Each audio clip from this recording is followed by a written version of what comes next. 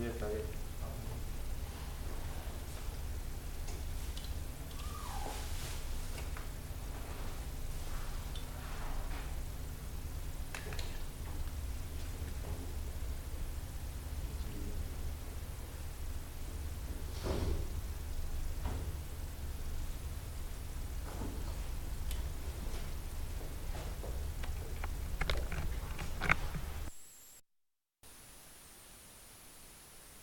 ¿Sí?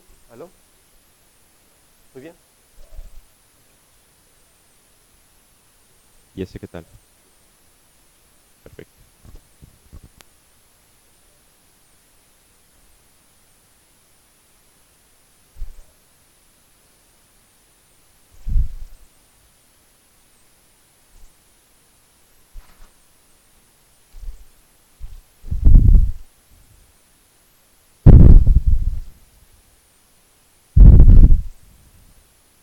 ¿Saben si viene si Jorge viene hoy? Hoy no viene.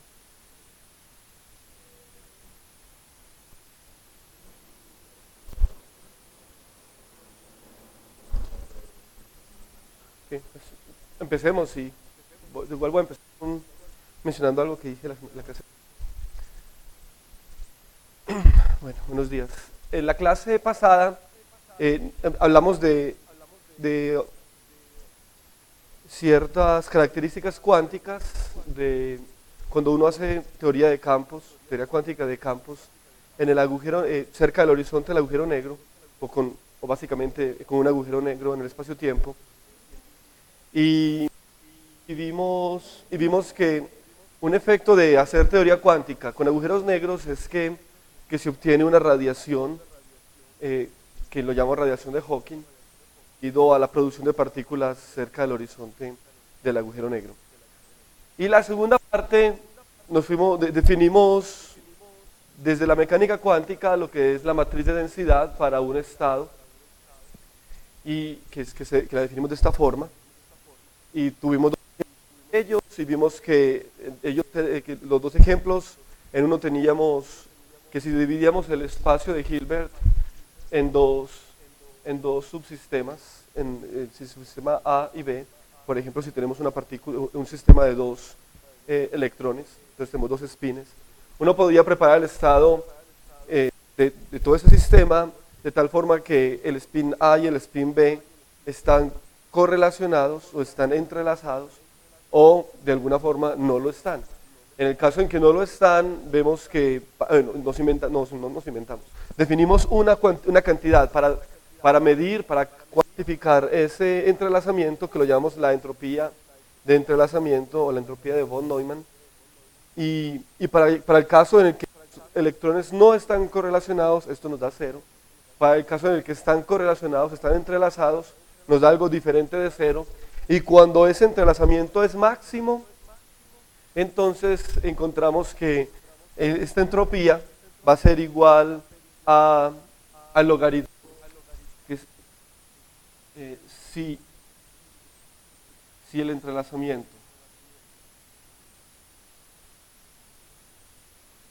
cuántico, obviamente, es máximo,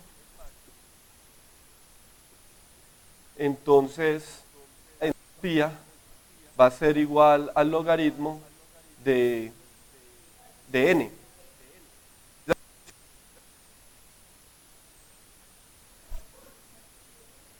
¿Sí?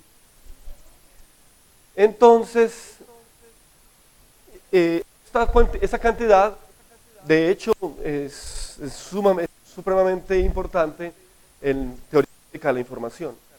Y en las teorías en las que tenemos que estudiar la información acerca del agujero negro, la mejor forma de guiarnos para saber qué tan entrelazado está un objeto u otro a un lado o al otro del horizonte, pues va a ser siempre eso. Una cosita más sobre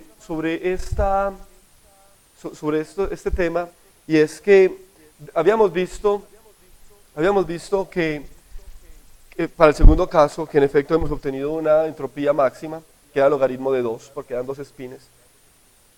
Pues el spin la dimensionalidad del spin es 2 del espacio de Hilbert en el spin. Entonces, si habíamos dicho o dejado como ejercicio que que SA es igual a SB. Si hacemos este ejercicio con A, obtenemos lo mismo que B. Si A más B o el estado AB, si A, pongámoslo así, B, te describe un estado puro. Y en efecto habíamos dicho que, déjeme escribir, ¿cuál era que era esto? Si A es igual a 1 raíz cuadrada de spin A, spin down de B, menos, creo que lo había definido así, A, spin up de B. Creo que este era el estado que habíamos definido. Entonces, si uno aplica eso, uno obtiene que el logaritmo de A va a ser igual, pues la entropía de entrelazamiento de A con el resto del sistema que viene a ser B en este caso, es logaritmo de 2, y uno podría hacer el mismo cálculo que hicimos, y uno obtiene también que es logaritmo de 2. Cuando esto pasa, cuando los sistemas están entrelazados y cuando el sistema completo, el estado completo, es un estado puro, y hemos definido que un estado puro es aquel que se puede precisamente describir con un vector cuya matriz de densidad tiene esta propiedad. Cuando esto pasa, se dice que el subsistema A purifica al subsistema B. Y si usted mira solamente al subsistema B, entonces usted va a ver que este subsistema B uno no puede describir un ket o un vector en el espacio Hilbert solamente para el estado del subsistema B cuando se prepara de esta forma. ¿Sí? Pero cuando uno considera también A, pues entonces ya sí se puede, uno obtiene un estado puro. Entonces decimos que A purifica a B o viceversa. B purifica a A. Eso pasa. Entonces cuando dos sistemas están maximalmente entrelazados, la suma de los dos sistemas, o bueno, cuando usted tiene juntos a los dos sistemas, cuando considera juntos a los dos sistemas, el resultado es un estado puro.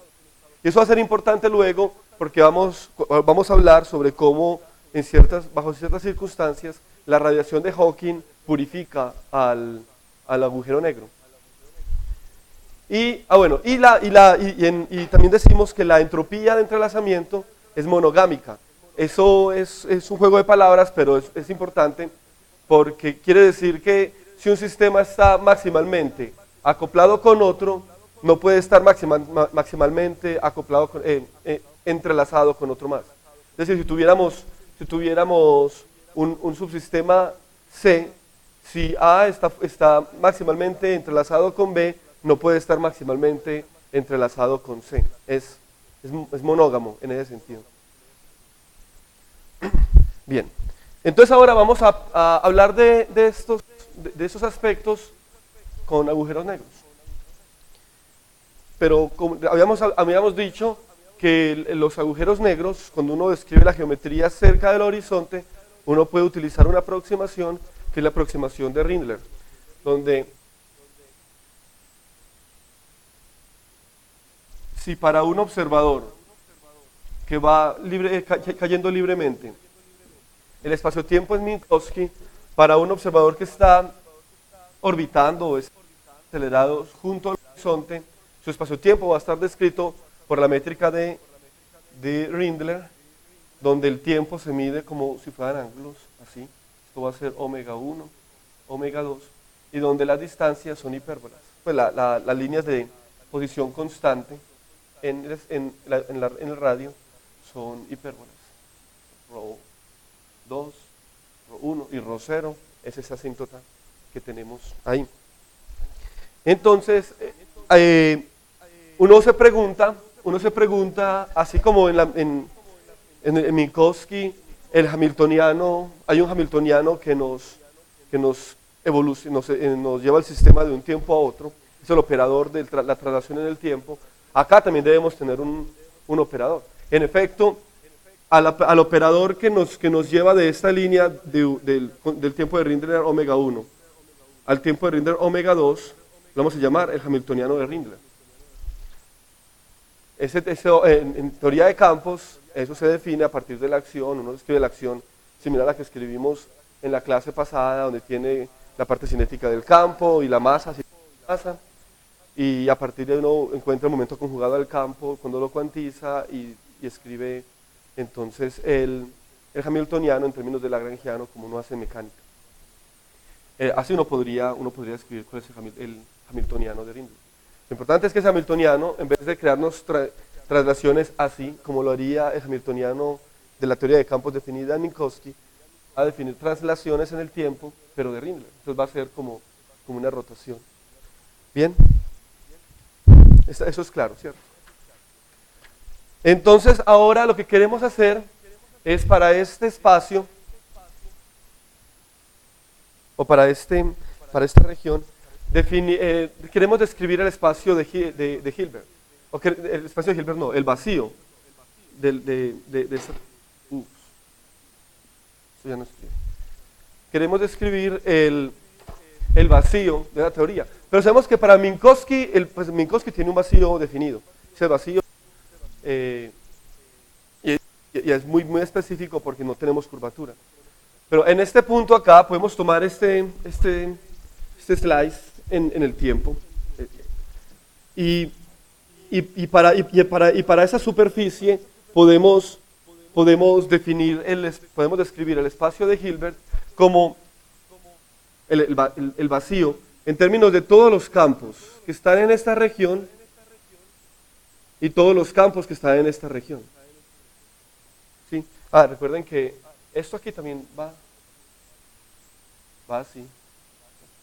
Y la vez pasada alguien había preguntado que qué pasa con entrelazamiento entre esta parte y esta parte. Entonces queremos describir el vacío en este punto, pues en esta superficie. Entonces lo podemos describir en términos de campos que están definidos para z positivo y campos que están definidos para z negativo. Y eso va a estar todo junto, nos va a dar el vacío de Minkowski. Porque recuerden que cuando consideramos todo, consideramos es Minkowski. Entonces a los campos que están definidos en esta dirección, lo vamos a llamar phi left, y a los campos en esa dirección vamos a llamar phi. Y entonces podemos escribir, pues sabemos que uno puede escribir el vacío de Minkowski, uno lo podría escribir en términos de los campos izquierdos y los campos derechos. Uno podría escribirlo en esa base, de alguna forma. No sé si poner esto, pongámoslo así. Uno lo podría escribir en esa base. Y para escribirlo en esa base, cuando uno quiere describir un estado en una base, pues lo que uno hace es que uno opera con un bra, pues con los bra de la base por el otro lado y tiene una combinación lineal. Y en efecto, lo que queremos hacer entonces es, por acá, vamos a multiplicar con esa base y obtener cuál es el vacío. Ahora, eso es en espacios cubitos en general. En Minkowski hay una fórmula muy directa para cuando tenemos un estado phi. Bueno, yo tenía aquí psi. Cuando tenemos un estado psi y queremos describirlo en términos de una base phi, hay una fórmula específica que es la siguiente, y es el límite cuando t va a infinito. Entonces, lo que hacemos es que actuamos con el hamiltoniano en el que estamos trabajando sobre este estado psi, y por el otro lado actuamos con la base en la que estamos interesados, y hay que definir sobre una normalización que es la del vacío, dividido por omega, actuando sobre psi. Entonces vamos a utilizar, eso es en mecánica cuántica, vamos a utilizar en teoría de campos algo equivalente a esto, donde queremos es describir el vacío, entonces el vacío en términos de la otra base, pero tenemos que considerar todos los campos en el espacio-tiempo. Entonces, aquí voy a voy a utilizar algo que no es, de pronto ustedes no están muy familiarizados con eso, pero lo voy a hacer muy heurísticamente, y es, vamos a realizar una trayectoria o una integral de Feynman sobre todo, sobre la mitad de Minkowski, y vamos a obtener de esa forma la función de onda del vacío Minkowski en términos de los campos derechos e izquierdos. Entonces, con esa mentalidad, pues uno podría reescribir la ecuación que yo tenía acá en términos de si yo quiero escribir el vacío en términos de campos phi y phi prima, la función de onda va a ser proporcional. Bueno, aquí voy a poner el hamiltoniano, la evolución en el tiempo, y esto es igual a si yo integro sobre todas las configuraciones de campos que en el espacio, empezando con condiciones de frontera, de tal forma que en el pasado sea phi y en el futuro sea phi prima. ¿Sí? Si yo tengo Minkowski, y esta es la evolución en el tiempo, esto que tengo acá es equivalente a integrar sobre todas las configuraciones en los campos, de los campos, desde acá hasta acá, dependiendo pues, de ese tiempo, de dónde a dónde es, de tal forma que las condiciones iniciales es que en el pasado tengo phi y al final de la suma tengo phi prima. Eso se llama realizar una integral de trayectoria de Feynman. Básicamente estoy sumando sobre todas las configuraciones de los campos en el espacio en este intervalo del tiempo. Entonces, de tal forma, eso es una forma de escribirlo. Esto simplemente pues eso significa que estoy integrando sobre todas las configuraciones de los campos, donde las condiciones iniciales, las condiciones de frontera son estas. Y lo que integro acá es la acción de la cual se deriva este hamiltoniano. ¿Cierto? Esto es una forma matemática de escribirlo, no vamos a hacerlo técnicamente, pues, pero simplemente para explicar lo que voy a hacer ahorita. Bien, entonces de esta forma, si yo tomo el espacio de Minkowski y quiero escribir el vacío en términos de este campo y lo que debo hacer es tomar este campo, pues es tomar la mitad toda esta parte del plano e integrar sobre todas las posibles configuraciones del campo phi, de tal forma que cuando empiece en O a la C, el campo sea phi r, la condición de frontera es phi r, e integro sobre todos utilizando el hamiltoniano, pero el hamiltoniano lo que hace es rotarme. Entonces lo que voy a hacer es integrar sobre todas las posibles configuraciones a medida que voy avanzando en el tiempo de Rindler, y llego acá con la condición de frontera que sea fiel. Entonces, básicamente, lo que voy a hacer es que la función de onda del vacío, en términos, en esta base, va a ser, cuando hago lo que acabé de decir, cuando integro sobre todas las posibles configuraciones del campo en esta mitad del plano, para ir de acá a acá, va a ser igual a 1 sobre una normalización, un factor, phi L, E a la menos phi H R, donde acá está ahí sobra. Y bueno, aquí puedo hacer esto, y lo que hago es que euclidianizo el tiempo. Pero bueno, el tiempo lo voy a volver binario, pero eso es una tecnicalidad que no es relevante por ahora. Y entonces lo que obtengo es esto, que la función de onda del vacío, en términos de estos señores, está dada por, cuando usted toma el hamiltoniano de Rindler y lo sanducha con los modos derechos y los modos izquierdos. Bien, entonces ahora lo que a mí me interesa realmente es saber, ese es el espacio de Minkowski, ese es el vacío de Minkowski.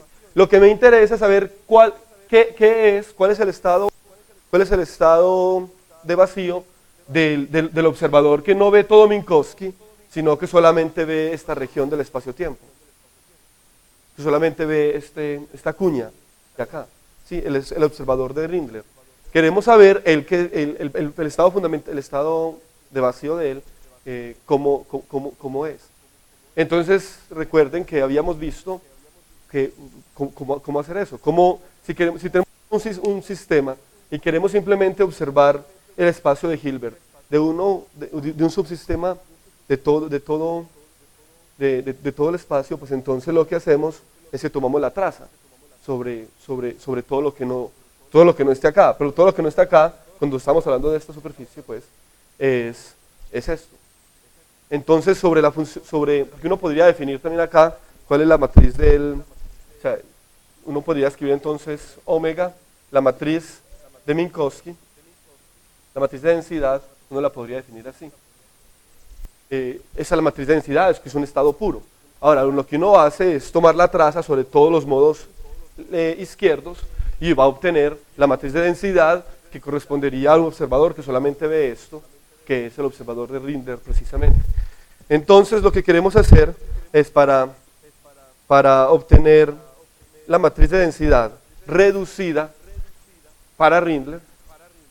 Bien, la R viene por Rindler, no por reducido. Lo que hacemos es que tomamos la traza sobre todos los izquierdos de la matriz de densidad de Minkowski. ¿Sí? Y eso es igual a 1 sobre z. Y claro, aquí la traza sobre todos los estados izquierdos es básicamente sumar sobre todos los estados izquierdos. Y sumar aquí es lo mismo que integrar en términos de campos. Entonces lo que hacemos es otra integral de trayectoria, pero solamente sobre los estados izquierdos.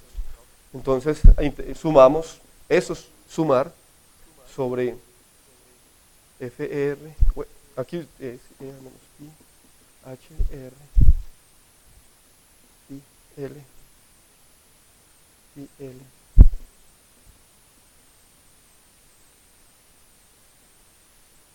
Y R'.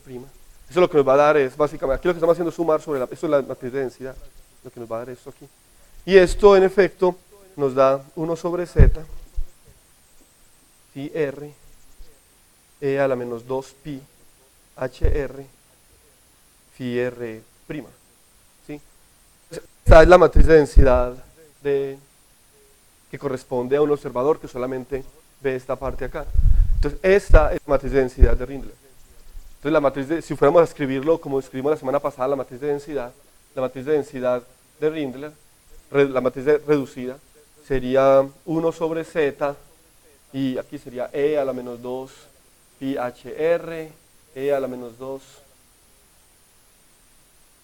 pi hr, etc. ¿Sí? Depende de la dimensionalidad del espacio. Entonces lo que vemos es que todos los autovalores son degenerados. Todos los autovalores son degenerados y además, para un estado que esté homogéneo, y además que esto se parece no, la forma que tiene es la forma de una matriz de densidad de un estado de Boltzmann o un estado térmico, en el que todos los estados, todos los campos están en equilibrio térmico a una temperatura definida, y bueno, y aquí en este caso son bosónicos. Si no sé si se acuerdan, en mecánica estadística, cuando uno tiene mecánica estadística, la matriz de densidad de un estado térmico es bueno, la identidad multiplicada por una normalización a la beta E, sí, con un menos. Y entonces si comparamos eso con esto, vemos que lo que nos está diciendo, esto es para un baño térmico. Entonces si comparamos eso con esto, vemos que hay una temperatura asociada a Rindler, que es 1 sobre 2pi. Entonces el observador de Rindler, lo que ve, el estado fundamental para él no es el vacío de Minkowski, sino que ve un baño térmico. Pero eso ya lo sospechamos también, porque ya sabíamos que una persona que vea el agujero negro también va a ver radiación de Hawking. Ahora, esta no es la temperatura propiamente, nótese que esto no tiene unidades. Realmente la temperatura que ve depende del valor de Rho en el que el observador está, y creo que va a ser 1 sobre Rho multiplicado por esta temperatura. Bien, ¿alguna pregunta hasta el momento?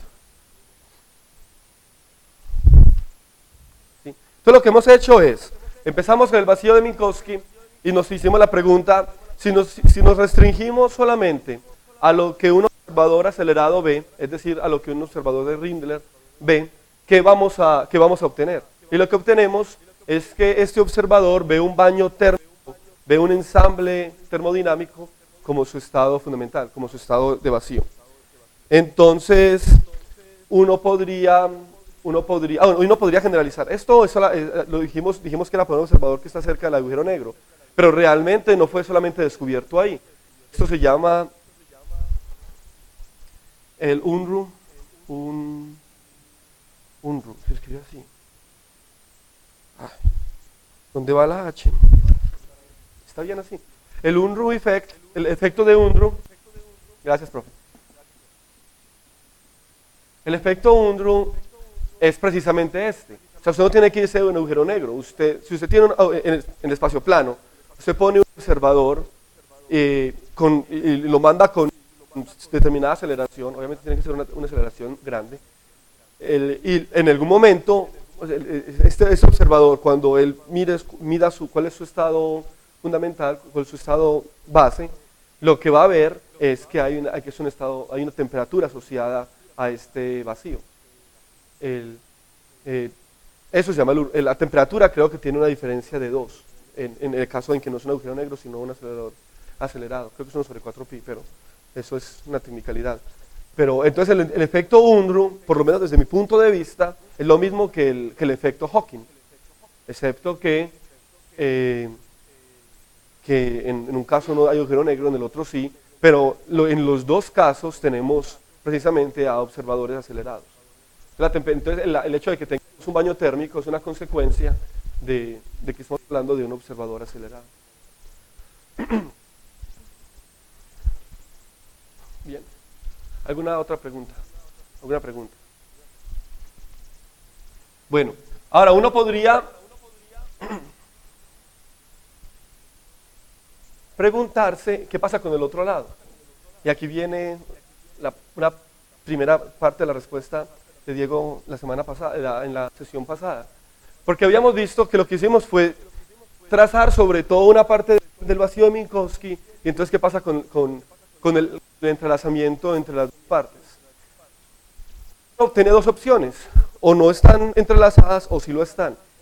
De hecho, uno pensaría que sí están entrelazadas porque esto es diagonal, puede ser degenerado, y entonces el entrelazamiento podría ser máximo. Pero entonces, ¿qué pasa con eso? Uno podría simplemente mirar otra vez en este punto. Nótese que en ese punto ahí, pues uno tiene entonces los modos que van en este lado y en este lado. Y preguntarse qué pasa con el entrelazamiento entre este modo R y este modo L. ¿Sí? Pero resulta que si uno escribe la matriz de densidad para esos señores, uno podría decir que no están entrelazados. Pero si uno escribe hamiltoniano para los campos phi, el hamiltoniano que corresponde va a ser proporcional a dz de phi. ¿Sí? Entonces nótese que la distancia en z entre un lado y otro de este punto, de hecho, es muy pequeña. ¿Sí?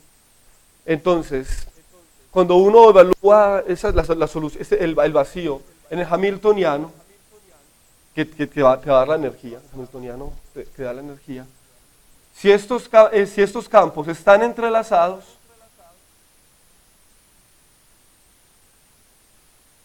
¿Cómo es el razonamiento? Un momentico. Ah, sí, no. Sin pensar primero en el entrelazamiento, esto como dz va a ser muy pequeño, esto te va a dar una energía muy grande. ¿Sí? Entonces la pregunta es ¿qué pasa con esa energía? Y una de las consecuencias es que si uno no tiene el entrelazamiento entre phi y entre phi derecho y phi izquierdo, si no están, si no hay entrelazamiento, si no hay entrelazamiento, una consecuencia es que entonces acá se va a acumular una energía muy grande que va a aparecer, eso ya lo han llamado modernamente un firewall. ¿Cómo lo ponemos? Una pared de fuego.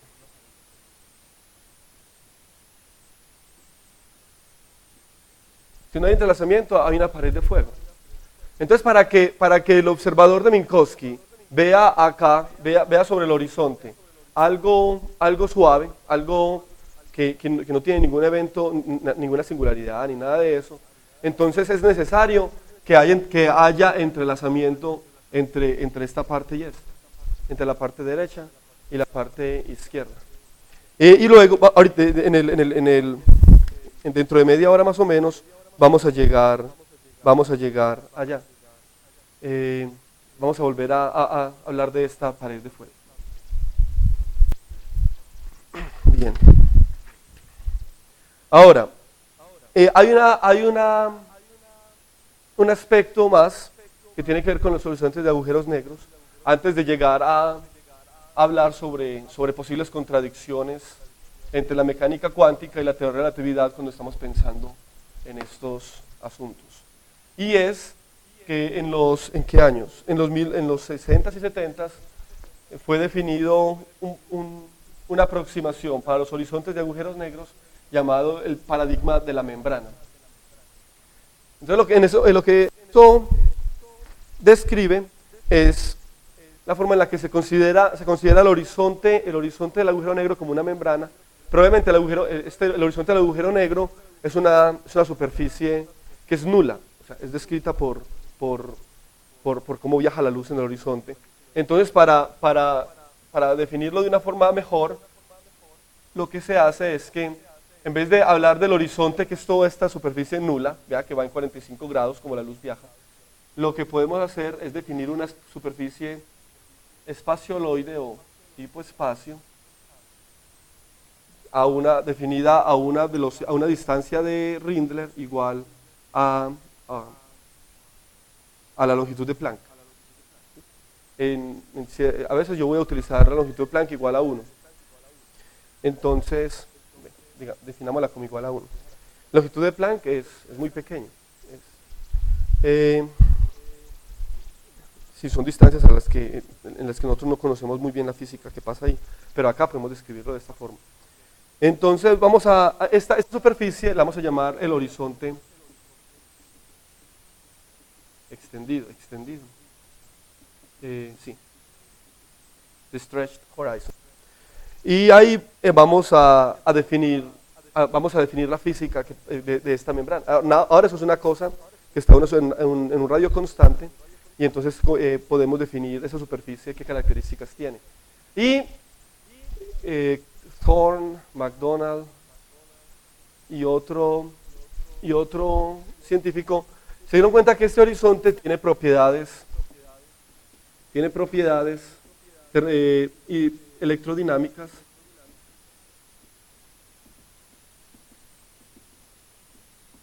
y hidrodinámicas.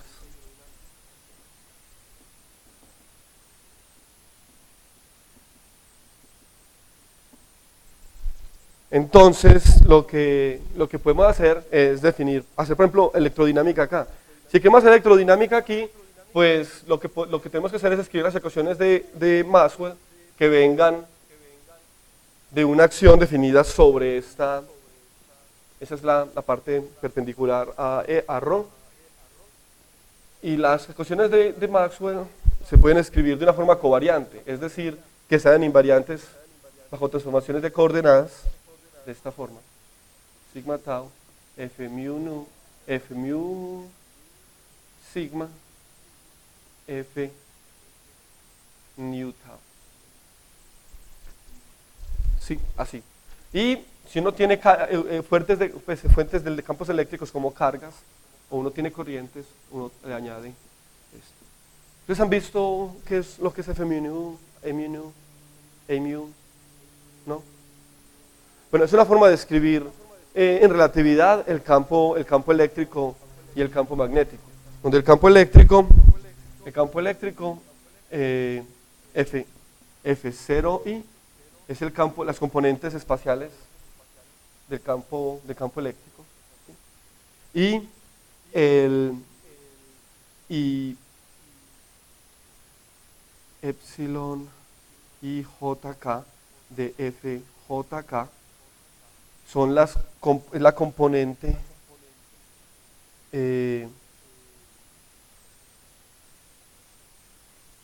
del... ¿Está bien así?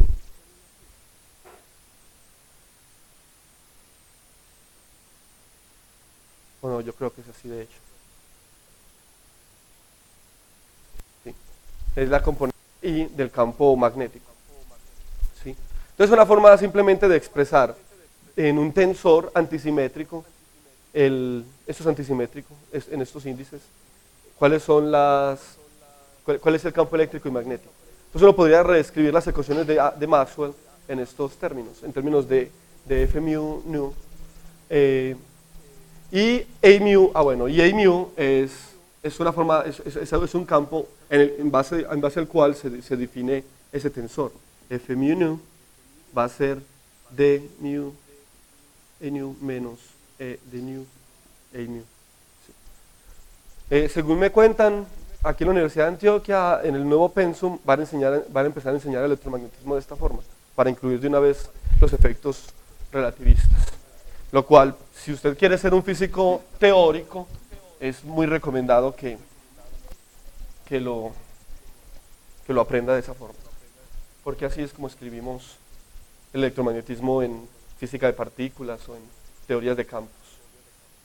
Bueno, entonces, si uno escribe las ecuaciones de Maxwell que uno aprende en electromagnetismo, vienen es de esto. Si uno aplica el principio de mínima acción, que uno utiliza mecánica clásica, las ecuaciones de Euler-Lagrange, básicamente para estos campos, uno obtiene el electromagnetismo, las ecuaciones de Maxwell. Básicamente en este formalismo, las ecuaciones de Maxwell se escribirían como la derivada covariante, una derivada que incluye la conexión afín de la relatividad, la conexión de la relatividad general, la derivada covariante de F mu nu te va a dar la corriente. Esas son las ecuaciones. Y la otra es que la derivada covariante de epsilon mu nu rho F nu rho te debe dar 0. ¿Sí? Sí, yo creo que así está bien definido. Bueno, estas dos te producen, de acá son las inhomogéneas de Maxwell y esas les producen las homogéneas. En esta acción específica, donde tenemos la geometría de Rindler, aquí todas las métricas que se utilizan para contraer estos índices, es la geometría de Rindler, las ecuaciones de Maxwell. ¿Qué obtenemos? Son estas. Son 1 sobre ρ, la derivada temporal, menos el rotacional del campo eléctrico es igual a menos 4 pi j. Bien, eso se parece, excepto por la dependencia en ρ, a lo que tenemos en el electromagnetismo normal, pues en nuestro espacio-tiempo. Tenemos una de las esa es una de las inhomogéneas, una de las homogéneas es esta, igual a 0, esta no cambia. Y tenemos la otra homogénea, la ley de Gauss, básicamente. No, esta no es, sí, la ley de Gauss. Y tenemos la divergencia, esta también depende de ρ, aquí, y tenemos que la divergencia del campo magnético es cero, eso no cambia. Bien. Entonces, esas son las ecuaciones de Maxwell. Si uno define la electrodinámica en el espacio de Hilbert, de Rindler, perdón. Y entonces lo que queremos hacer es, bueno, ya con esto uno podría hacer experimentos electrodinámicos en esta membrana que hemos definido acá, en el horizonte extendido. Y en efecto uno podría hacer, bueno, les voy a dejar un ejercicio. Ese ejercicio se lo voy a dar a Daniel para que lo pongan en un examen. Entonces uno puede considerar ondas planas, bueno, o ondas que se propagan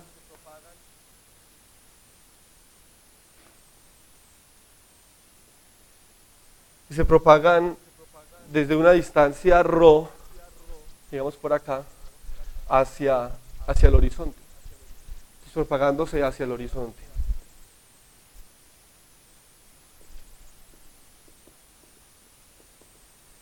¿Sí? Y entonces utilizando estas ecuaciones, utilizando la métrica de Rindler y adicionalmente usando, simplemente por facilidad, eso es como una ayudita, este cambio de coordenadas, entonces muestre que la conductividad, la resistividad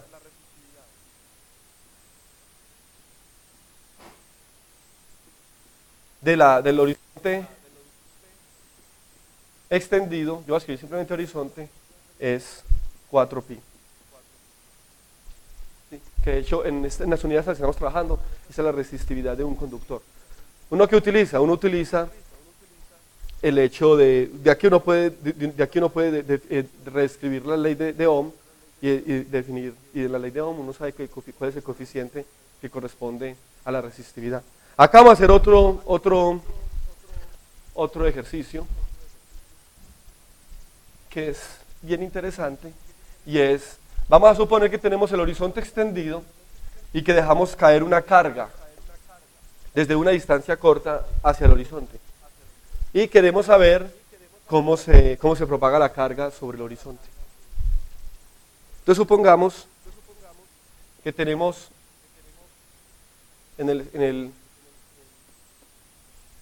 que tenemos aquí una carga Q, ¿sí? Y simplemente la dejamos caer. Pues si yo pongo en el espacio-tiempo, en este plano, una carga, y no hay nada más en el espacio, pues la carga se va a quedar quieta ahí.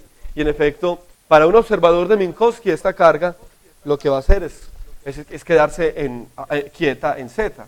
Entonces va a viajar en el espacio-tiempo de esta forma. ¿Sí? Eso es lo que una persona que va cayendo libremente ve la carga y la ve quieta. ¿Bien? Ahora, la pregunta es, ¿qué ve un observador de Rindler? Bien.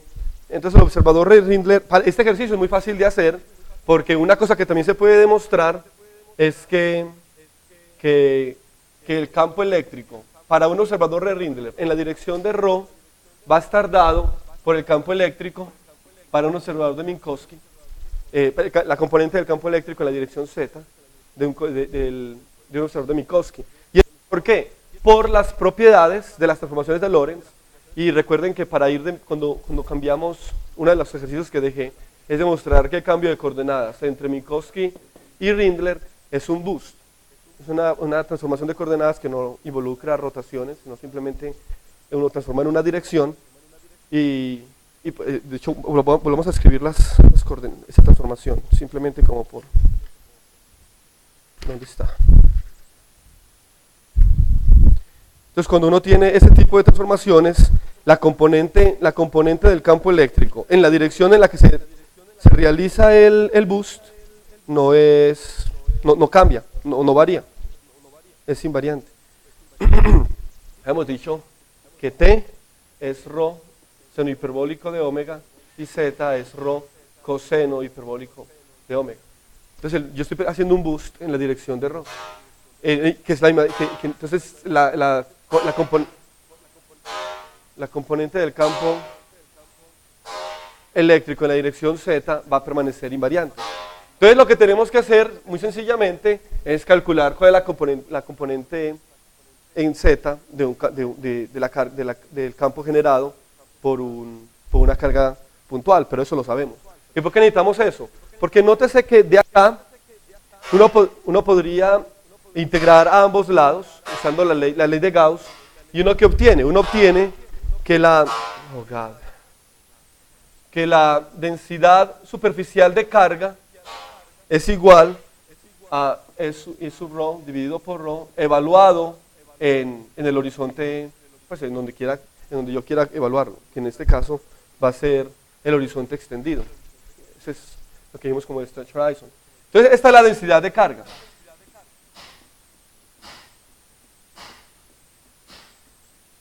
Y esta es la cantidad que vamos a medir, o que queremos saber, para saber cómo esa densidad de carga, cómo se distribuye sobre la membrana o sobre el horizonte extendido. Entonces, si tenemos esto y evaluamos esto aquí, podemos obtener esto y saber entonces cuál es esa distribución. Pero resulta que sabemos de la mecánica, pues del electromagnetismo de Minkowski, que es Z, es la carga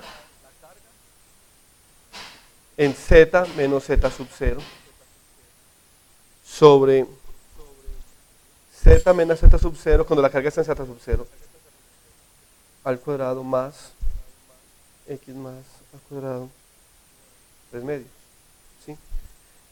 Y esto lo podemos convertir, o sea, esto a rho y omega, esto a rho y omega, aplicar el cambio pues simplemente reescribir esto en términos de las otras coordenadas, y entonces vamos a obtener cuál es el campo eléctrico en esa dirección.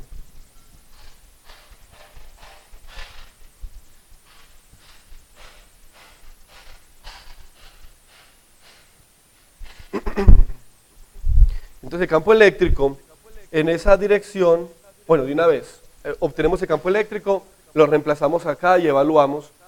Obtenemos que la densidad de carga, la densidad superficial de carga, es igual a 4pi rho sub 0, que viene cuando hago la integración. Y luego aquí tengo rho sub 0, cuando hago el cambio de coordenadas, cos de omega menos z sub 0. Z sub 0 es este valor. Z sub 0 dividido por rho sub 0 coseno de...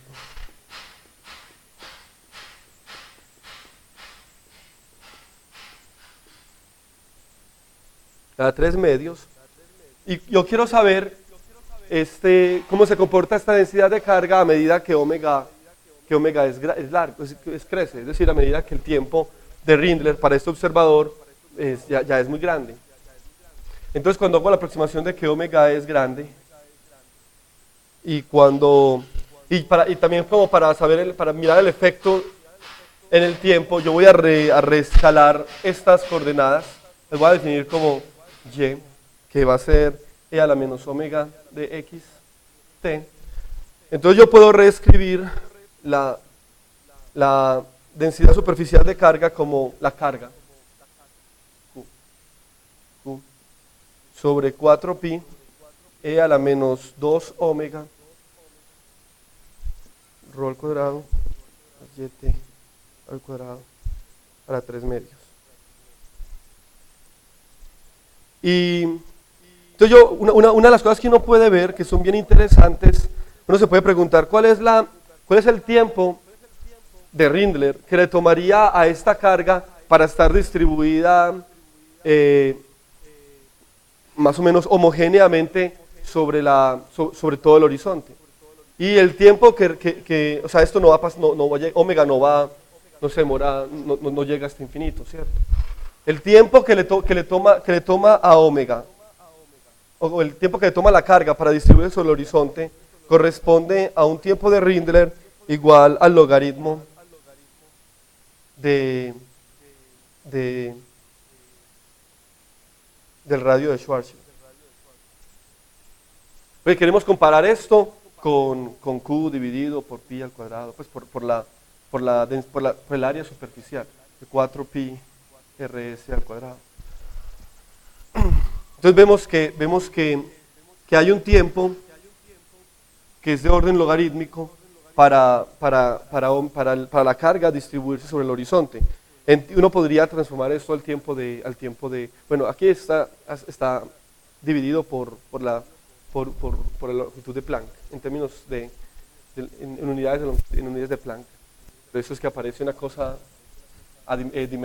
con dimensión ahí dentro del logaritmo, pero realmente hay un 1 por ahí de la longitud de Planck. Hay entonces un tiempo logarítmico, que es el tiempo que se demora esta carga para distribuirse sobre el horizonte. Lo curioso es que si uno hiciera esos cálculos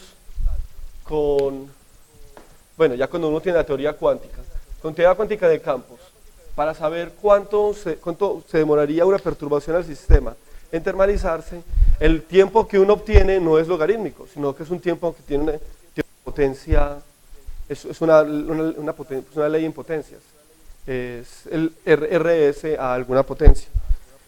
Entonces, ya que hay una indicación de que esta membrana que definimos acá, el horizonte extendido, ¿tiene propiedades eléctricas? Sí. Pues el resultado que les di en el ejercicio es una muestra de eso, eso también es muestra de ello, pero también que tiene otras propiedades de termalización, que termaliza como más rápido. Y a estos sistemas que termalizan así de rápido los llaman fast scramblers. Se los pueden llamar mezcladores rápidos, licuadoras rápidas, no sé. Entonces, ya con esto y con todo lo que hemos visto anteriormente, vemos que hay un conjunto de diferencias grandes entre lo que dos observadores respecto a un agujero negro ven. Si un observador está cayendo libremente, a ese observador le vamos a llamar Alicia. En la literatura también lo llaman FREFO, por Freely Falling Observers.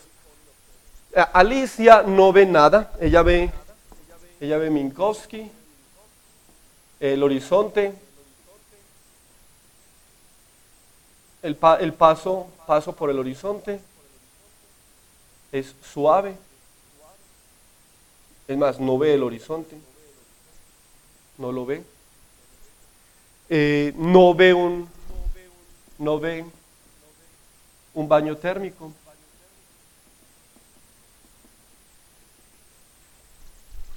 Y su vacío, bueno, el vacío es Minkowski, aquí está. ¿Sí? Ahora, hay un observador, que vamos a llamarlo Roberto, a eso lo llaman FIRO, por Fiducial Observer, y vemos que él es algo como el espacio de Rindler, es un observador estático.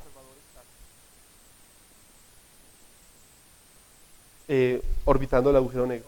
Ve Rindler, ve, en vez de Minkowski, ve un baño térmico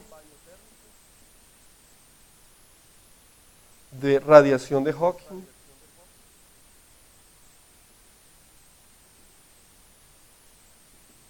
y ve además una membrana con propiedades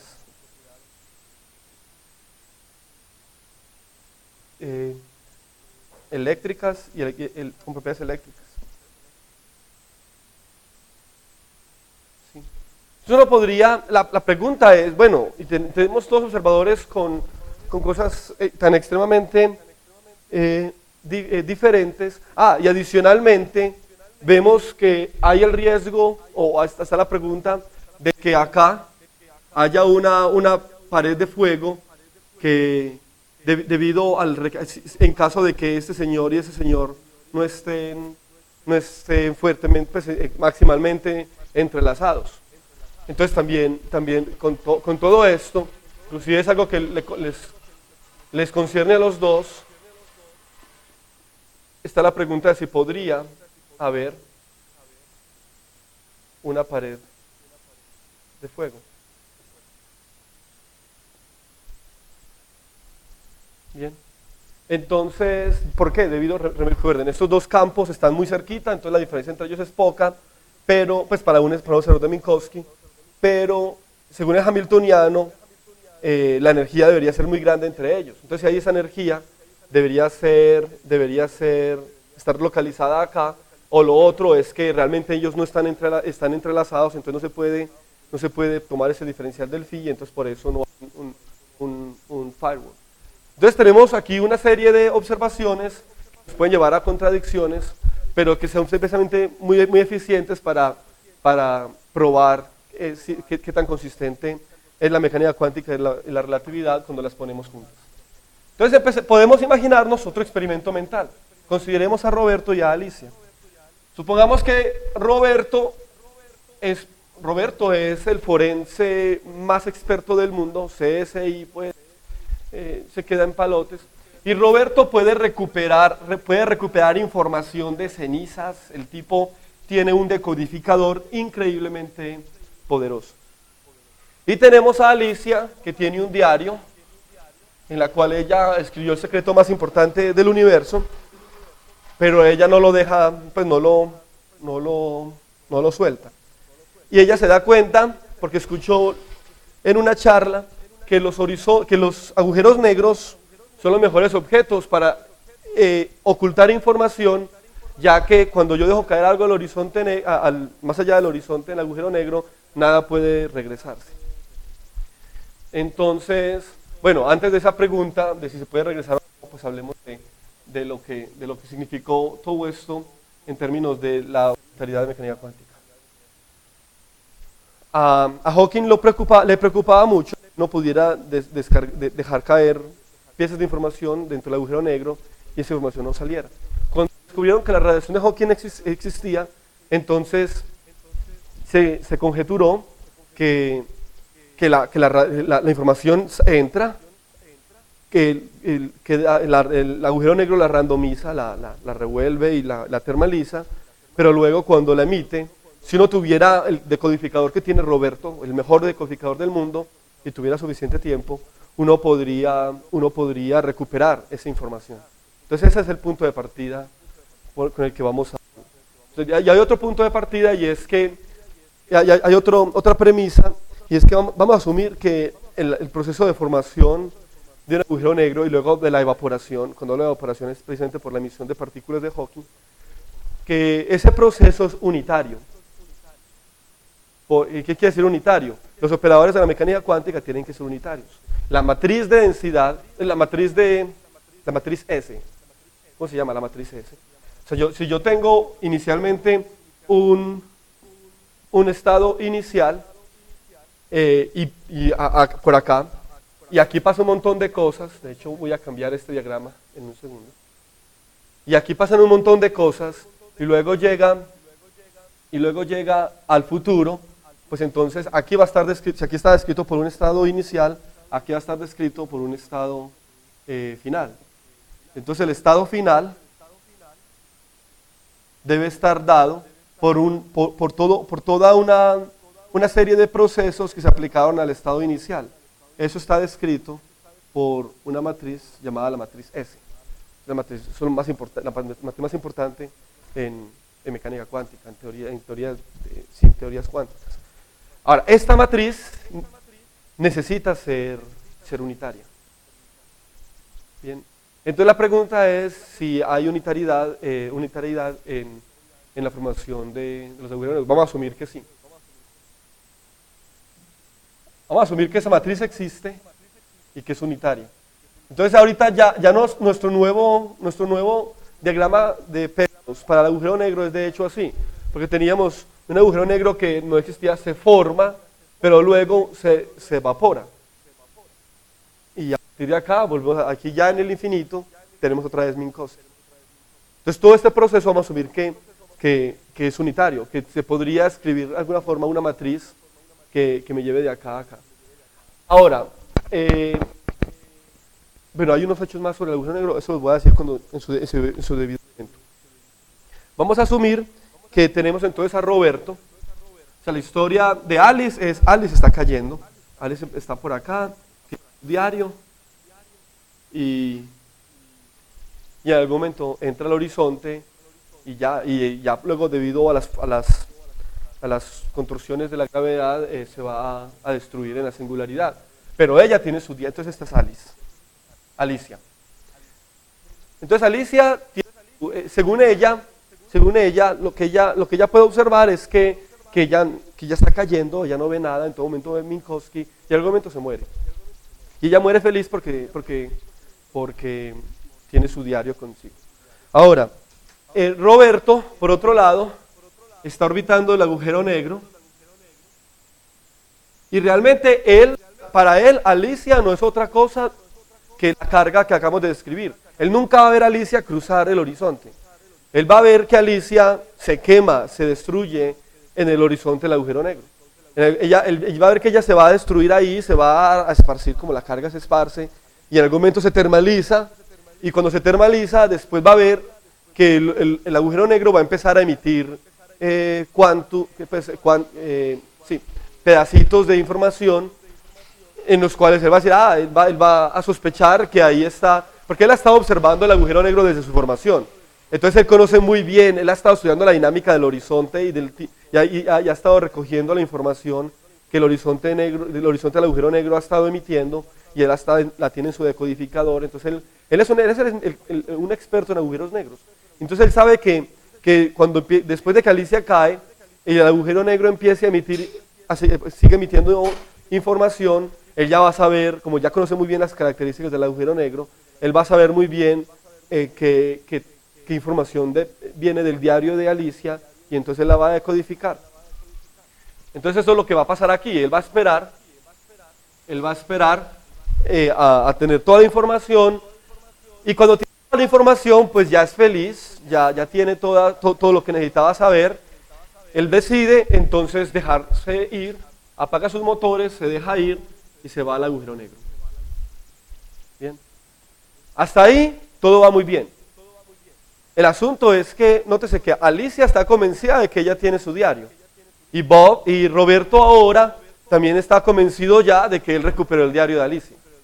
Entonces los dos tienen información. Según el principio de equivalencia, no hay ningún problema con que los dos hayan observado lo que tuvieron que observar, y son equivalentes según él, pues, y no hay ninguna contradicción. Según la mecánica cuántica, podría haber un problema. ¿Por qué? Porque en la mecánica, supongamos que tenemos una máquina, la vamos a llamar una fotocopiadora. ¿Sí? Supongamos que tenemos una máquina a la cual yo le puedo dar un bit de información y ella me produce 2. ¿Sí? La mecánica cuántica dice que eso es imposible. Porque imagínese que uno tuviera, ¿por qué? Porque viola una de las características de los operadores en la mecánica cuántica, es que tienen que ser lineales. Por ejemplo, si supongamos que tenemos este estado, ¿sí? Entonces, según esta máquina, lo que me va a resultar cuando lo ingreso en esta fotocopiadora es algo que va a ser 1 sobre 2, esto más esto, por lo mismo, ¿cierto?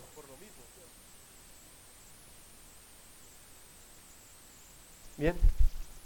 Pero la mecánica cuántica dice que todo operador, llamemos a esto el operador, que todo operador en mecánica cuántica tiene que ser lineal. Entonces realmente si la mecánica cuántica funciona, esto debe ser el 1 sobre raíz de 2 up más down.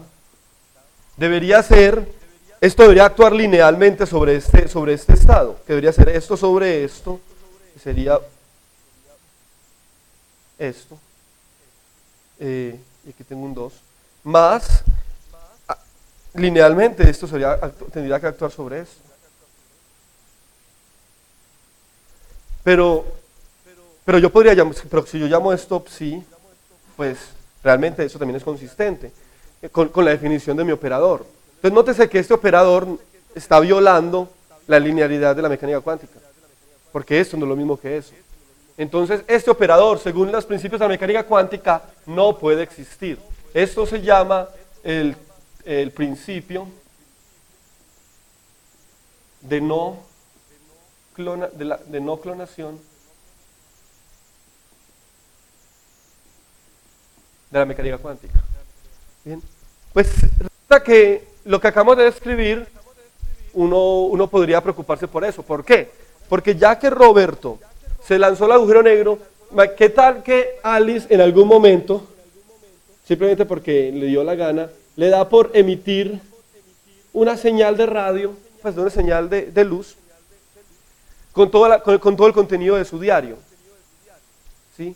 Y podría pasar que Roberto, cuando salta al agujero negro, recibe esa información. Pero él, cuando saltó al agujero negro, ya tenía el diario. Entonces, cuando él recibe esta señal, va a tener 2 veces la misma información, y la información no puede ser clonada. Entonces, él sería un testigo de la violación de los principios de la mecánica cuántica. Y eso es problemático, porque ningún testigo, no debería haber ningún testigo de una violación de los principios de la naturaleza. De otra forma, pues no sería un principio natural, tendría que ser otra cosa. Entonces eso representó una paradoja que llevó a formular algo llamado la complementariedad de los agujeros negros. La complementariedad de los agujeros negros tiene 3 principios fundamentales, tiene 3 principios básicos. Uno de ellos es: asumimos que la matriz S existe y es unitaria. No la podemos describir microscópicamente, pero supongamos que todo este proceso, allá de formación y evaporación del agujero negro, es unitario. Lo segundo es que un observador que va cayendo libremente, para él no hay ningún evento especial cuando cruza el horizonte. Y lo tercero es que, si bien 2 observadores pueden ver diferentes cosas, pueden medir diferentes eventos respecto al agujero negro, ellos siempre van a estar causalmente desconectados y nunca van a poder compartir notas, nunca van a poder comparar notas y darse cuenta que el uno vio una cosa que el otro no, o básicamente que la información ha sido clonada. Ese principio fue establecido por Susskind y Torsiakos en 1993, y entonces esta pregunta fue solucionada de la siguiente forma.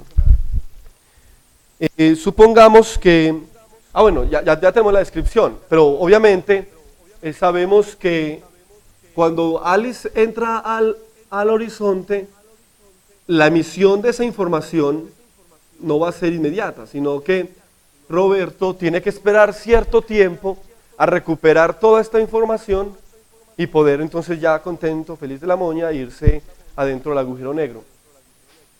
La pregunta entonces es: ¿cuánto tiempo? ¿Cuál es el tiempo que Roberto tiene que esperar para decir que él ya recuperó la información de Alicia y entonces puede lanzarse al agujero negro? Entonces eso tiene que ver con el proceso de evaporación del agujero negro.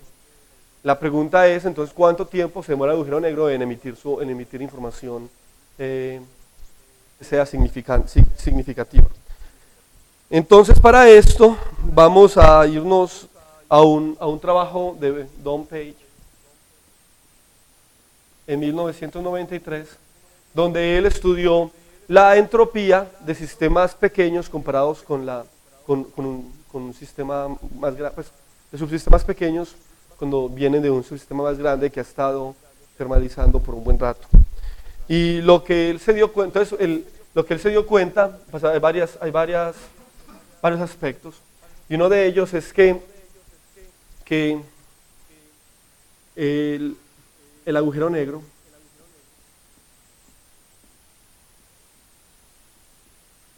emite información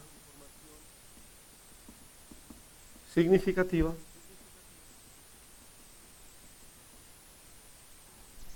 La forma de medir esa información significativa, de hecho, es una cantidad llamada información mutua. Emite información significativa después de haber emitido la mitad de su entropía.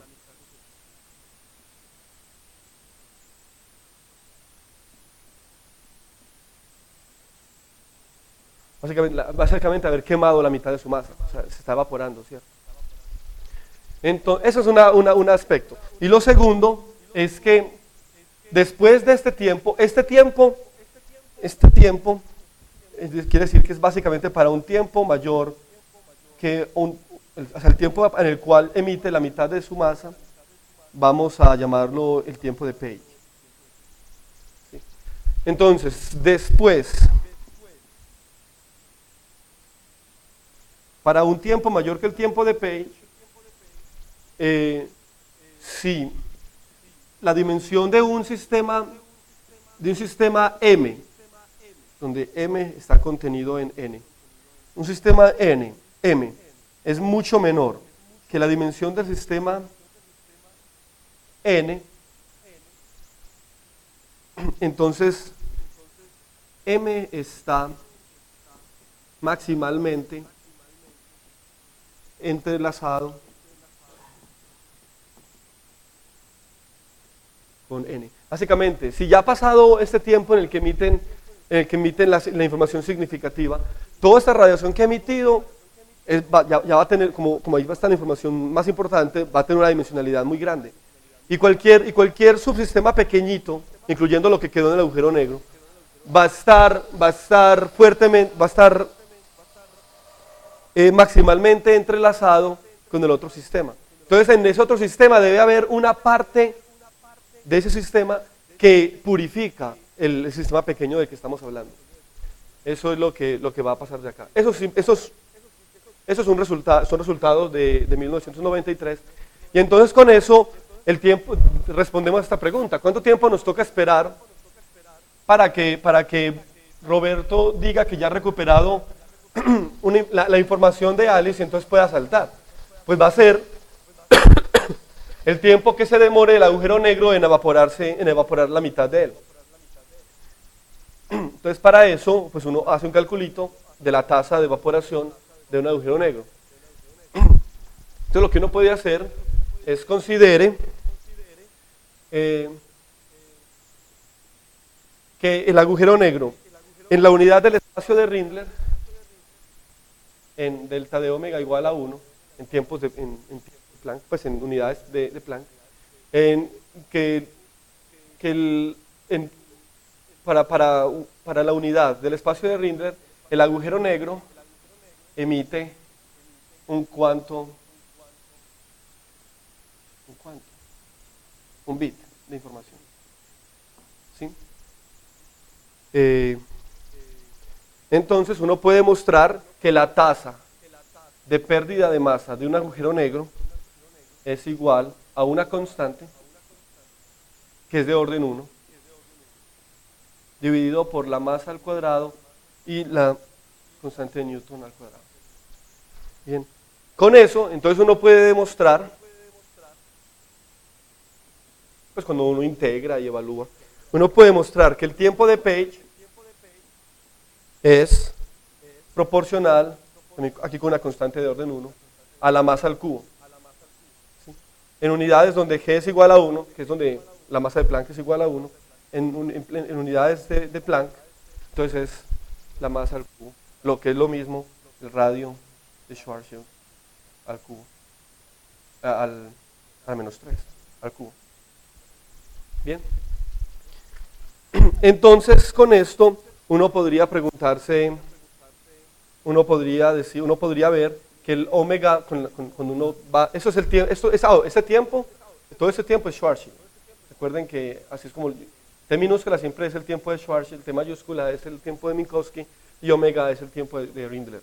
Entonces, el omega de Rindler, que Roberto tiene que esperar, porque él está aquí, su tiempo, su reloj mide en Rindler, él tiene que esperar un tiempo que es mayor que el radio de Schwarzschild al cuadrado. Bien. Entonces, vamos a ver eso qué implica.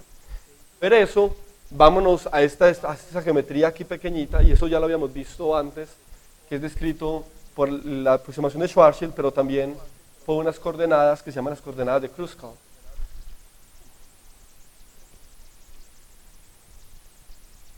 Vamos a ver qué implica que él tenga que esperar todo ese tiempo.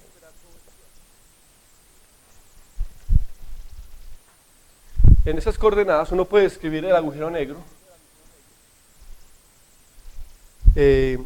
¿Dónde tengo yo?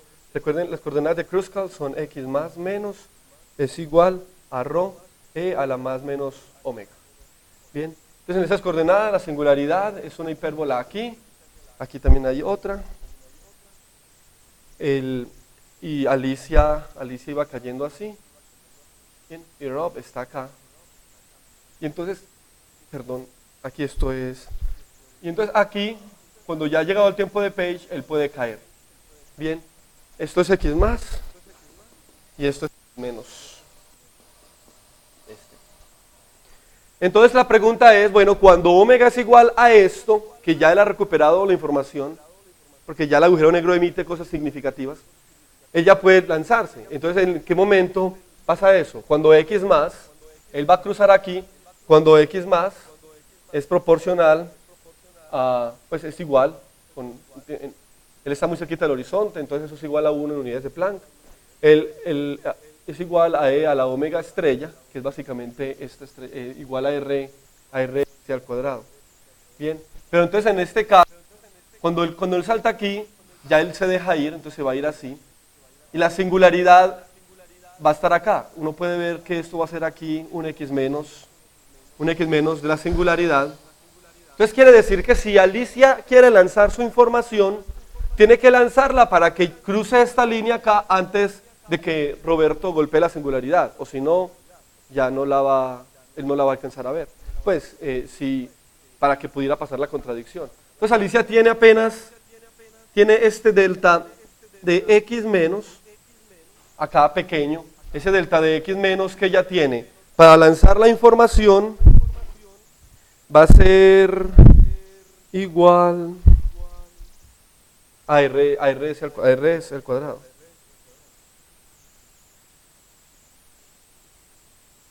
Ella tiene, porque bueno, esto aquí esta curva está dada por x más, x menos, igual a menos r al cuadrado. Entonces, ella tiene un tiempo específico. A mí me está faltando algo. Aquí, un e a la menos omega. Está, eso. Ella tiene este tiempo específico, este delta de x menos específico para lanzar el rayo con la información de tal forma que Roberto lo logre captar. Pero bueno, pero eso es información cuántica. Entonces, si para ella delta de x es menor o igual que rs al cuadrado e a la menos omega star, este delta de x menos, este x menos es una coordenada que va a tener su conjugado, así como el tiempo y la energía, con el momento y el espacio, y hay algo llamado, y en efecto va a ser como una energía, y algo en la mecánica cuántica que es importantísimo, que es el principio de Heisenberg, que nos da cierta incertidumbre.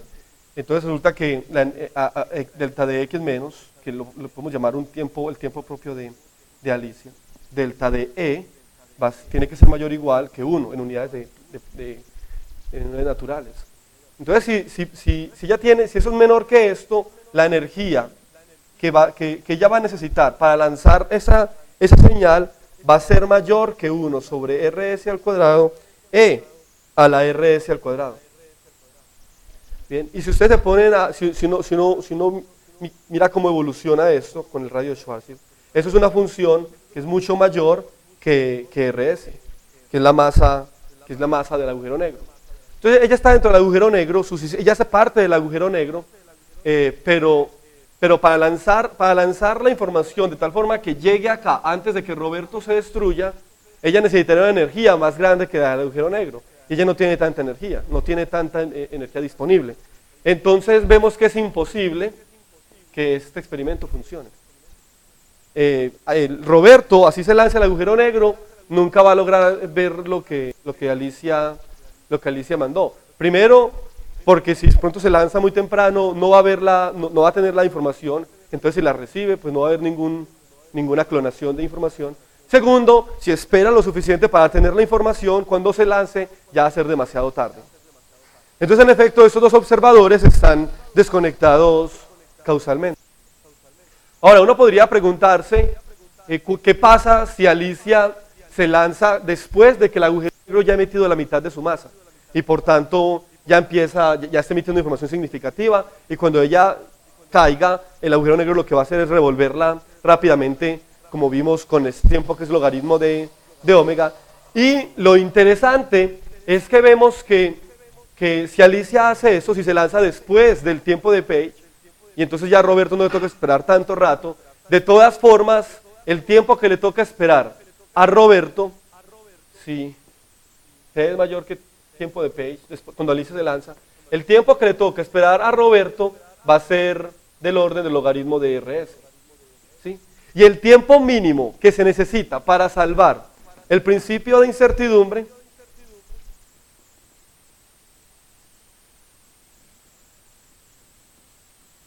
para salvar delta de t, delta de e mayor o igual a 1, el tiempo mínimo que se necesita para esto es omega star log de RS. Bien. Entonces, inclusive si él espera que ella se termalice rápidamente y se lanza, de todas formas, él tiene que esperar por lo menos un poco más de esto, pero ese es el tiempo preciso que se necesita. Entonces, inclusive si ella se lanza después del tiempo de Page, hay una cota inferior para el tiempo de termalización que precisamente salva el principio de incertidumbre. Entonces aún así teniendo agujeros negros que termalizan rápido, el experimento no va a funcionar para Roberto. Pero se salva pues por un poquito, es decir, ese es como el extremo, como la frontera de la solución del problema. Entonces en 1994, con la complementariedad de agujeros negros, esto se salvó. El asunto sobre la unitariedad de agujeros negros estaba bien. Hawking a principios de los 2000 aceptó que él había perdido su apuesta. Él había apostado con Preskill, con John Preskill, que esas cosas no funcionaban, pero ya en el 2000 él sí lo aceptó. Una de las cosas que motivaron a aceptarlo es también el surgimiento a finales de los 90 de la correspondencia entre gravedad y teorías Gauge, teorías de norma, y en esta correspondencia uno puede seguir, hay unos procesos que pasan en una gravedad clásica que son análogos o duales a procesos que pasan en una teoría cuántica. Y en la teoría clásica uno podría suponer que hay una formación de un agujero negro y luego evaporación, y eso tiene que corresponder a un proceso de la teoría cuántica, y el proceso de la teoría cuántica es unitario, por tanto su dual en el caso clásico, en el caso de la gravedad, tiene que ser unitario, y eso pues corrobora en cierta forma que en efecto este proceso de formación y evaporación de agujeros negros es unitario y existe una matriz S. Entonces en los 2000, a principios de los 2000, Hawking aceptó que perdió y le mandó un regalo pues a Preskill para reconocer que sí, que no hay problema con unitariedad, con la evolución de agujeros negros, no hay problema con observadores que ven cosas diferentes, porque complementariedad de agujeros negros sirve. Excepto que eso se fue construyendo por diferentes autores que fueron proponiendo diferentes cosas, pero todo en el 2012, 4 autores de Santa Bárbara en California pusieron algunas cosas juntas y se dieron cuenta que había otra conjetura, y la conjetura de las paredes de fuego, de los firewalls. Entonces, vamos otra vez con Alicia. Qué pena, paradoja. Gracias, Diego. Paradoja. Bien. Entonces otra vez tenemos a Alicia. Bien, Alicia va cayendo, supongamos que va cayendo. Bien. Entonces, justo antes de que ella se destruya, ¿qué es lo que ella ve? Ella ve a este espacio, ella ve todo esto. Cualquier cosa que esté en esta región, voy a ponerla con doble línea para que no se confunda con el horizonte. Cualquier cosa que esté en esa región, de ahí hacia abajo, está causalmente conectada con Alicia. Ella puede mirar hacia atrás, cualquier cosa que pase ahí, le va a llegar información a ella. Entonces, ese es su universo. Bien. Entonces, consideremos una superficie. Recuerden que en estos diagramas conformes el tiempo va así. Entonces, ya así. Consideremos una superficie en su tiempo, en su universo, que una superficie a determinado valor del espacio, del tiempo. Y entonces acá ella puede estudiar el espacio de Hilbert definido sobre esa superficie. Entonces nos va a interesar sobre todo es este punto acá. Podemos considerar los modos a este lado y los modos a este lado definidos sobre esa superficie. De la misma forma que consideramos anteriormente. Vamos a llamar a este A y a este B. Entonces acá eso es como complicado. Vamos entonces a hacer un zoom de esto. Bien.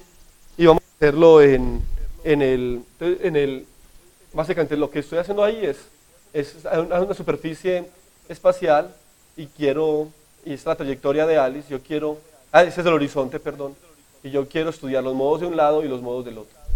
Bien, entonces para eso vámonos otra vez al espacio de Rindler, donde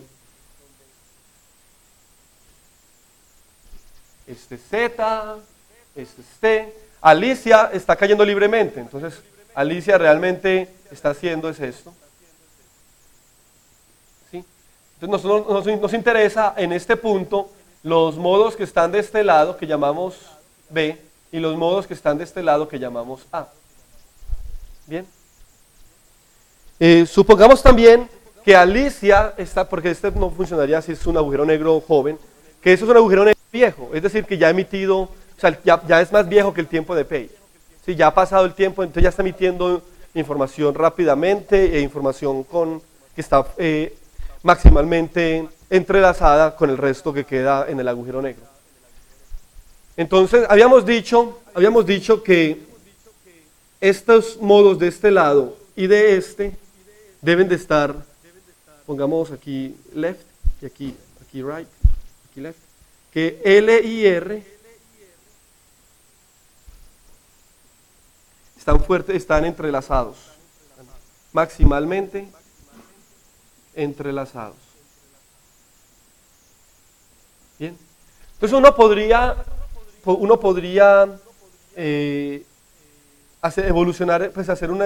trazar la evolución de esto hasta acá y implicaría que A y B están también maximalmente entrelazados. Bien. Entonces A y B están maximalmente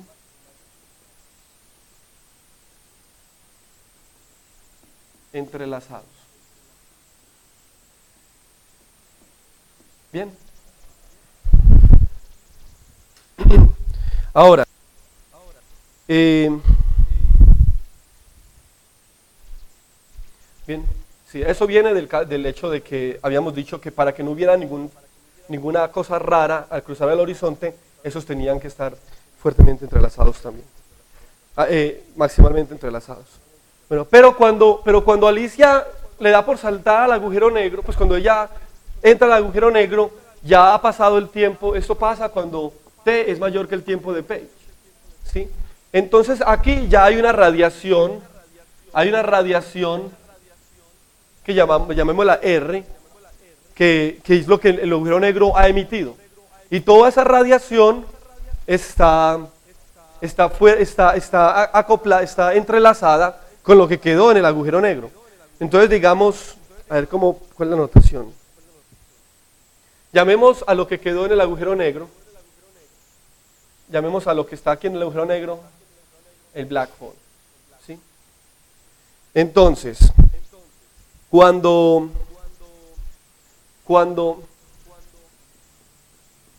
Alicia salta, A y B están entrelazados, ¿cierto? Pero R y el agujero negro están también maximalmente entrelazados. Bien, hasta el momento no hay ningún problema, excepto que ahorita ya puedo, el agujero negro sigue evaporándose, ¿cierto? Y entonces acá vamos a tener, en ese espacio, cuando el agujero negro se evapore, vamos a tener una parte que es la radiación que ha sido emitida antes de que Alicia saltara, y luego todo lo que el agujero negro emitió después de que Alicia saltó. Bien, pero si la evolución y evaporación del agujero negro es unitaria, entonces R y el agujero negro deben juntos describir un estado puro.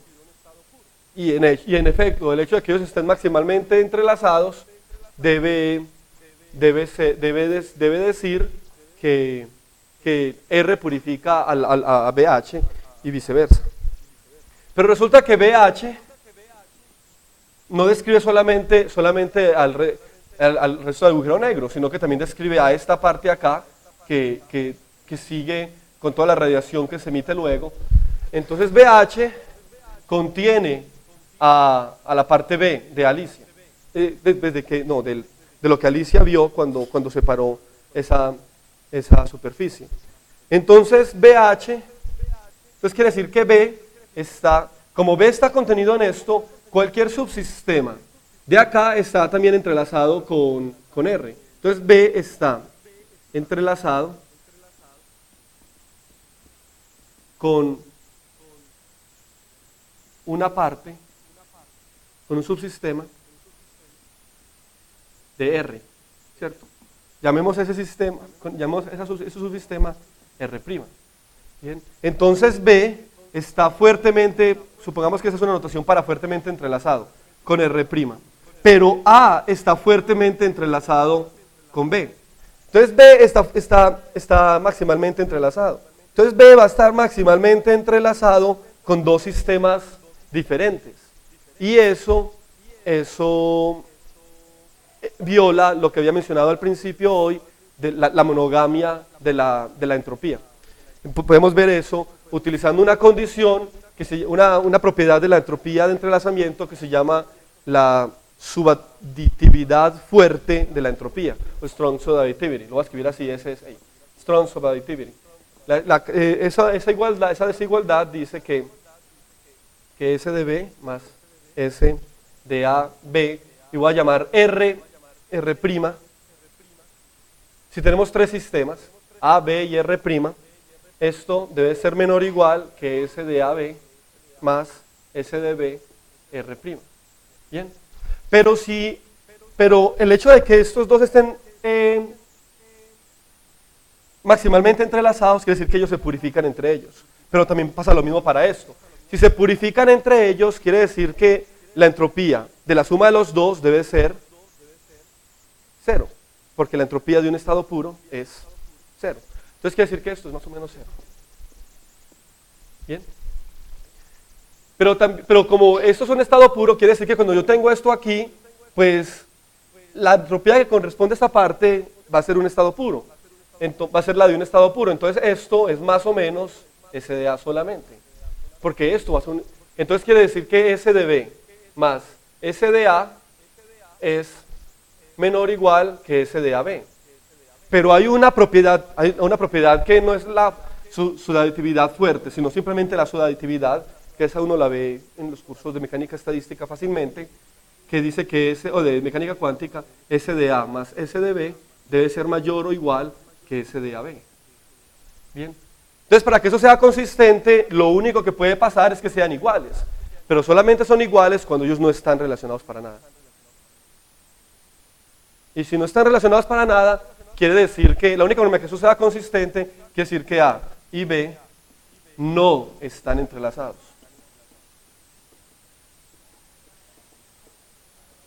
Entonces, si ellos no están entrelazados, volvemos al problema de la pregunta de Diego la semana pasada. Si no están entrelazados, ¿cómo así? Entonces hay un problema con el hamiltoniano definido acá, porque va a implicar una energía muy grande. Y una energía muy grande implica que hay modos con frecuencias muy grandes, y eso lo llamamos fuego. Pues aquí. Y eso es lo que llaman un firewall. Entonces, si esto es cierto, entonces existe algo llamado firewalls. Y eso implicaría que es imposible para Alicia usar el horizonte sin ver nada. Tiene que ver algo y lo que va a ver es una pared de fuego. Básicamente que Alicia no puede cruzar el horizonte. Y esto bueno, esta forma no fue precisamente en la que la presentó Polchinski, Almieri, Marolf y Sully en el 2012. Eso ahorita lo pueden ustedes encontrar en literatura muy fácilmente como AMPS. Ustedes ponen AMPS Firewalls y le aparecen los 270 artículos que los han citado. No, ellos lo presentaron de otra forma, pero esta descripción es dada por un postdoc de Princeton, que es muy bueno para esas cosas. Se llama Daniel Harlow. Pero bueno, esa es básicamente una redescripción de cómo lo escribió Polchinski con sus colaboradores.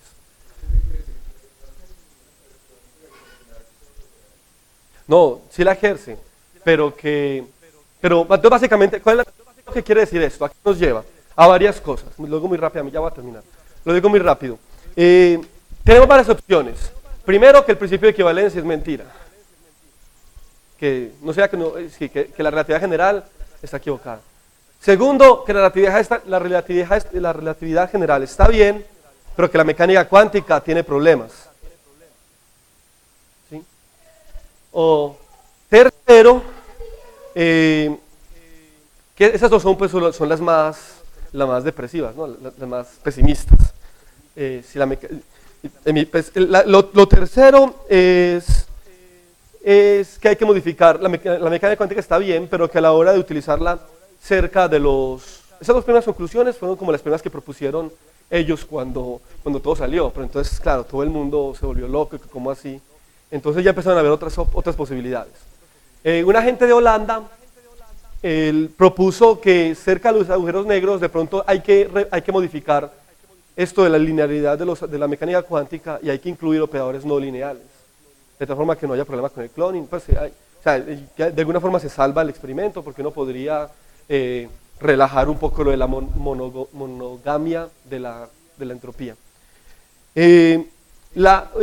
Harlow, que ahorita cuando estaba en Stanford, pero ahorita está en Princeton, con Hayden, que ahorita está en Stanford, ellos propusieron que, pues ellos hicieron un cálculo diciendo, bueno, supongamos que Alicia, porque el problema es que Alicia puede quedarse por acá estudiando esta radiación, ¿cierto? Y porque eso es lo que eso implica.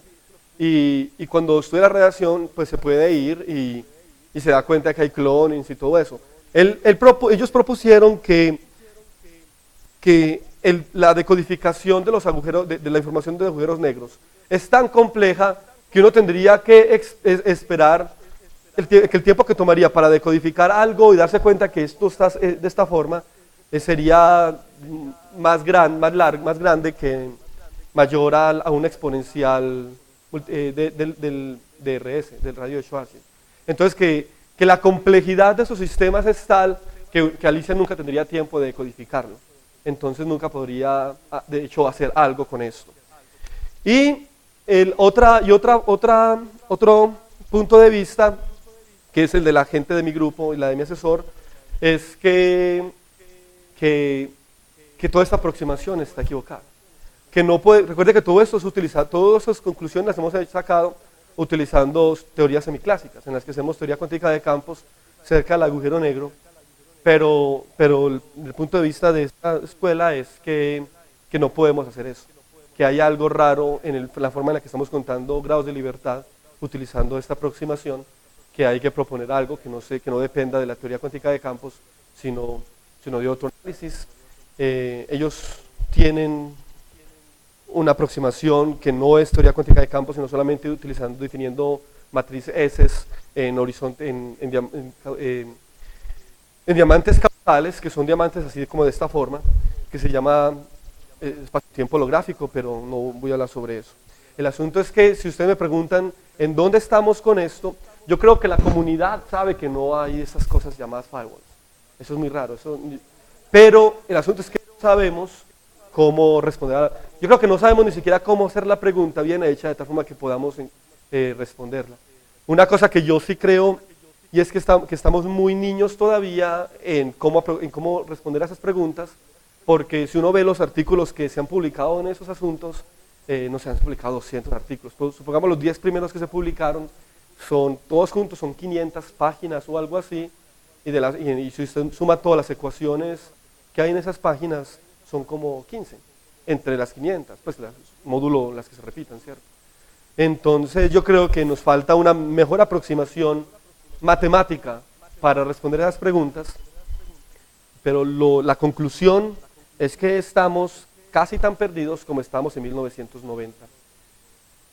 Entonces ahí les queda a los estudiantes y a nosotros los jóvenes, digamos los jóvenes, el motivarnos a estudiar ese tipo de problemas, porque yo sí creo que, porque uno podría salvar los firewalls, ¿cierto? Ahorita hay gente intentando modificar alguna cosita utilizando IDS y FT para decir, vea que no hay firewalls, o vea que sí hay, pero no importa. Pero dentro de 5 años va a venir alguna otra persona medio ingeniosa y va a proponer otra paradoja. Entonces yo creo que lo que necesitamos es una teoría consistente y una teoría bien definida de lo que pasa aquí adentro, dentro del agujero negro, que eso no lo tenemos. La teoría de cuerdas y sus archienemigos, los de Loop Quantum Gravity.